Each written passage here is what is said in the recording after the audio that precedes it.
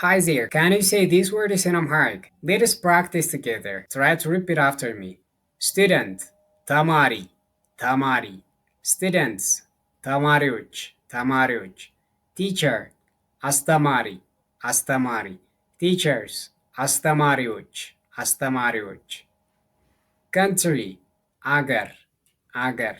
Countries, አገሮች አገሮች language ቋንቋ ቋንቋ languages ቋንቋዎች ቋንቋዎች book መጽሐፍ መጽሐፍ books መጽሐፎች መጽሐፎች child ልጅ ልጅ children ልጆች ልጆች house ቤት ቤት houses ቤቶች ቤቶች expert ባለሙያ ባለሙያ experts ባለሙያዎች ባለሙያዎች Nice job!